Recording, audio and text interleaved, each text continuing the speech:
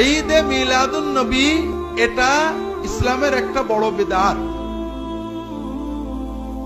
ইসলামের প্রথম 600 বছরে এই শব্দটা আপনারা পাবেন না। আজকে আমি জামে মসজিদে যেহেতু আলোচনা করেছি, এখানে বিস্তারিত বলবো না।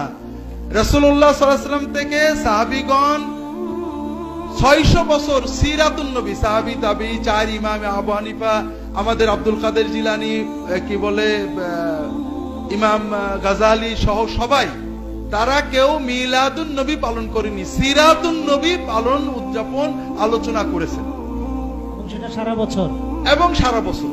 এই জন্য রবিউল আউয়াল মাসে ঈদে মিলাদুন নবী পালন করাটা ইসলামে প্রবেশ করেছে রাসূলুল্লাহ সাল্লাল্লাহু আলাইহি ওয়াসাল্লামের ওফাতের 600 বছর পরে।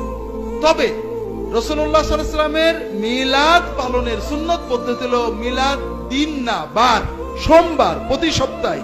বছর ঘুরে আসলে আপনি একদিন নবীর আশিক হবেন, এটার দ্বারা ইসলামের কিছু হয় না। এটা ইহুদি খ্রিস্টানদের সিস্টেম, আমরা নিছি। আপনি প্রতি সপ্তাহে সুযোগ পেলে সোমবারের দিন রোজা রাখবেন। এটা হলো রাসূলুল্লাহ সাল্লাল্লাহু আলাইহি ওয়াসাল্লামের মিলাদ, জন্মে আমাদের শুকরিয়া আনন্দ প্রকাশের সুন্নত পদ্ধতি। রাসূলুল্লাহ সাল্লাল্লাহু আলাইহি ওয়াসাল্লাম সোমবারে রোজা রাখতেন।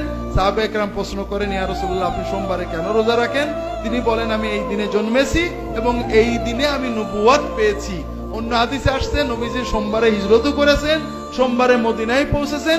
আমরা জানি সোমবারে তার মৃত্যুও বটে। এই জন্য সোমবারে রোজা রাখা একটা সুন্নত আমল, এটা আপনারা পালন করবেন।